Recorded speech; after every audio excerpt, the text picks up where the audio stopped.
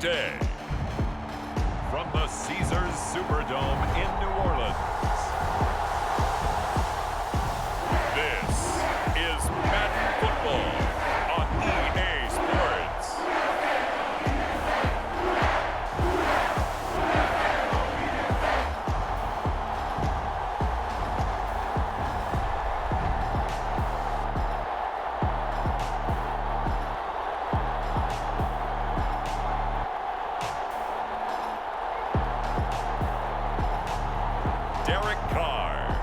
New Orleans Saints taking on Ryan Tannehill and the Tennessee Titans.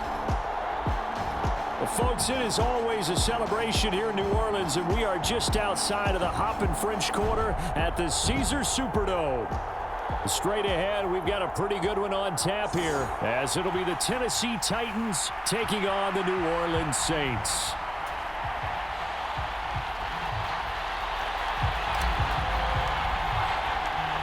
There's Nick Folk ready to put this one in the air. And we are underway from the Superdome. And they will elect to not bring this one out as our first drive will begin at the 25. So here come the Saints to take over for the first time. And here's the new man under center after 9 seasons as a Raider. Derek Carr is the guy. It's going to take some time to adjust to seeing Carr running out in a new uniform instead of black and silver. It's black and gold. 35,000 yards and over 200 touchdowns with the Raiders. The Saints more than willing to let him air it out all game long to a talented group of pass catchers in the Big Easy.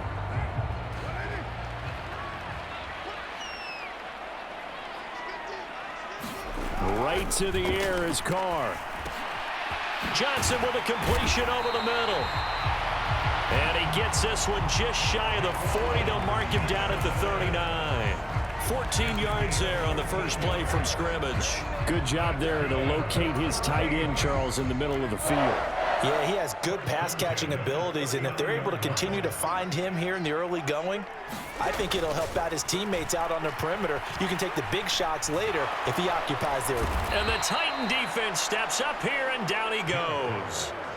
Credit the sack there to Arden Key. That's a ball he needs to let go of there. Wasn't the most time in the world to work through his progression, but NFL quarterbacks, they've got to sense the pressure. They've got that internal clock, and the ball has to be gone. And if you're not going to escape and run for it, you have to let it go before the pressure gets to you and puts you on the ground.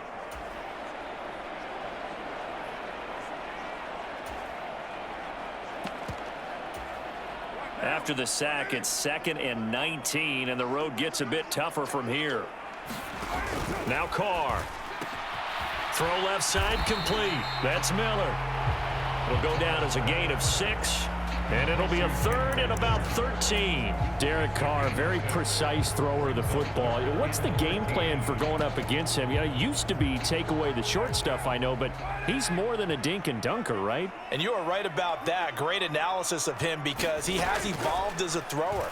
Now he can push the ball downfield, but still, the number one things you want to take away, short passes, intermediate passes. So sharp, precise, and accurate, you've got to sit on those routes in order to cause him problems. They'll get 8, but they're going to have to punt here on the opening drive because that's not enough. He wasn't the primary target, but I think it was almost like a check down situation, wasn't it? Yeah, like hoping he can break some tackles, a big tight end, but he couldn't do it. Yeah, get it to that big frame and hope he can scatter some bodies, unable to get it done.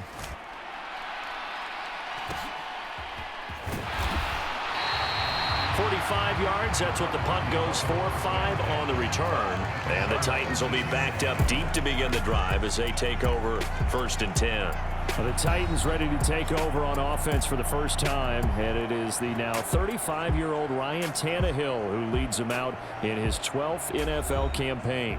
Those who expected Ryan Tannehill to go quietly into the night after the Titans drafted Will Levis, well, they clearly don't know this man well at all. He's a fighter and former comeback player of the year and expects to have his best season yet as a pro in this campaign. Tannehill and the Titans come up now 1st and 10 at their own 13.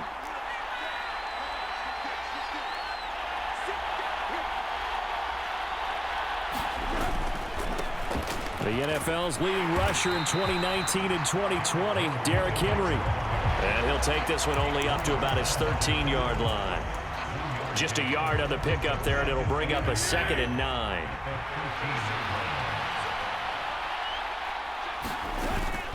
They'll run it again with Henry. And he finds enough of an opening to get this one back up to his 20. And he's able to get most of what he needed on the carry there. 7 yards on the gain, and it's 3rd and 2 now. And that looked like some pretty easy yardage there right up the gut. And he's a guy that has some height to him, so when you don't have to drop a shoulder or create or get through contact or trash, makes it a lot easier to stay upright, see the field, and make a run as we just saw there. That was their first 3rd down try of the game, and clearly something was off in the execution of that play. Good news, they've got a whole game left to clean that up and start clicking on those key 3rd down throws. And on 4th down, on is the punt team sending this one away. Able to slither by. 6-yard return after a punt of 48.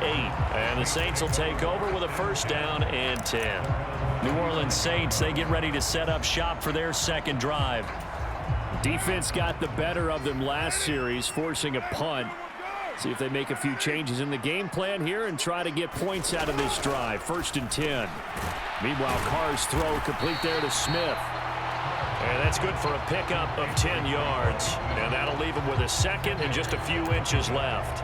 We've seen quite a bit of the short passing game here early on 1st quarter, haven't we? We have, and I think it works a couple of ways for this team because, number one, you throw the short game until they stop it. And if they're not going to stop it, you keep throwing it, and occasionally you'll break a tackle and turn it into a bigger gain. Also, if they start to creep up, start to pressure receivers, now you go over the top, take it deep, and now you get some of those big shots downfield.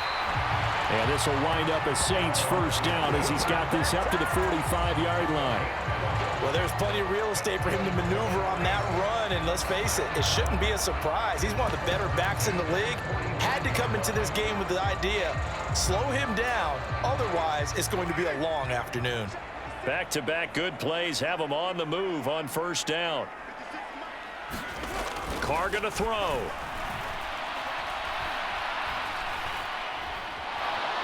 Pressure comes, and the Titans able to bring him down. It'll be a loss of 10, and it'll bring up 2nd. Now that was a passer's nightmare. The front door totally shut down by the defense, so he kept going backwards, hoping to find another avenue of escape. It didn't exist. And the job becomes twice as difficult now. After the sack, it's 2nd and 20. Working from the gun, it's Carr. It's caught inside the 25. A big-time play there for New Orleans. 45 yards. I know we love our jobs, and pretty much any play we see, we're pretty, excited about. But big plays, let's face it, that's what we absolutely live for. How about that one? That was great, and what our camera missed was the fist pump from the sideline after that catch. They're fired out. That's a big gain.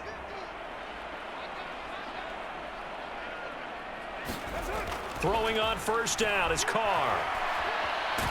And he's going to be taken down, sacked back around the 18-yard line. It'll go as a loss of 8 and a tough result there on 1st and goal.